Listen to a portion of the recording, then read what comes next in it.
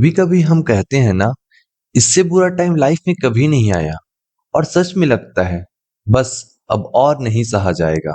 अगर आप भी ऐसा ही सोचते हैं, तो एक छोटी सी कहानी से समझते हैं कि ऐसा समय क्यों आता है और यह समय कैसे निकलता है। एक बार की बात है, एक मूर्तिकार जंगल से गुजर रहा था। उसने एक बड़ा पत्थर देखा और सोचा, वाह, इससे एक बहुत ही सुंदर मूर्ति बनाई जा सकती है। वह रुका, औजार निकाला और जैसा ही पहला प्रहार करने वाला था, पत्थर से अचानक आवाज आई, रुको, मुझ पर प्रहार मत करो, मुझे छोड़ दो और आगे बढ़ जाओ। मूर्तिकार चौंक गया, सोचने लगा, ये जंगल है, तो ये पत्थर कैसे बोल रहा है। थोड़ा डरा, फिर वह आगे की तरफ बढ़ गया। कुछ दूर चलने के बाद उसे एक और पत्थर दिखा। दिखने में वह केवल वैसा ही था, आकार भी बिल्कुल वैसा ही था। इस बार उसने बिना कुछ सोचे औजार निकाली और प्रहार कर डाला। इस बार पत्थर से कोई आवाज नहीं आई।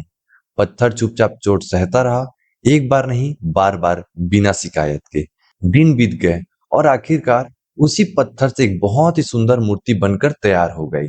मूर्तिकार बोला, मूर्ति तो बहुत भारी है, इसे ले जाने के लिए 3 से 4 लोगों की जरूरत होगी। अगली बार जब आऊंगा इसे साथ लेकर के जाऊंगा। मूर्तिकार गांव वापस चला गया। गांव वालों ने कहा, तुम्हारा ही इंतजार था, मंदिर बनकर तैयार है, मूर्ति कहाँ है। मूर्तिकार मुस्कुराया और बोला, मैं मूर्ति बना चुका हूँ, बस कुछ लोगों को वहां भेज दो और उसे ले आए।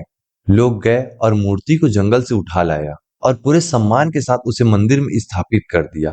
अब गांव वालों को एक और पत्थर चाहिए था नारियल फोड़ने के लिए। मूर्तिकार ने कहा, एक और पत्थर जंगल में ही है, वही पत्थर जिसने बोला था, और उस पत्थर को मैं वही छोड़ आया था, वही हमारे नारियल फोड़ने का काम आएगा। लोग गए और उस पत्थर को भी उठा कर ले आए। अब दोनों पत्थर एक ही समय पे, एक ही साथ, एक ही मंदिर पर है। बस फर्क इतना है, एक पर माला चढ़ती है, दिए जलते हैं, आरती होती है, पूजा हो रही है, और दूसरी पर केवल नारियल फोड़ा जा रहा है। जिस पत्थर पर नारियल फोड़ा जा रहा था, उसने मूर्ति से पूछा, वाह भाई, तेरे ही मजे, पूरी श्रद्धा, फूल, आरती, और मैं हर दिन ठोकर खा रहा हूँ। मूर्ति मुस्कुराई और बोली, क्योंकि जिस दिन मूर्तिकार मुझ पर पहला प्रहार किया, मैं चुप रहा, मैंने दर्द सहा, और आज वही दर्द मुझे पूजनीय बना दिया। तो दोस्तों, यह जिंदगी वैसा ही है।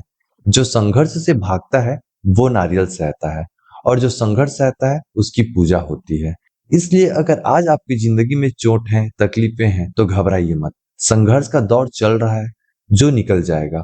आप बस मुस्कुराते रहिए, हिम्मत से प्रहार सहते रहिए, क्योंकि एक दिन पूरी दुनिया आपके सामने सर झुकाएगी। राधे राधे।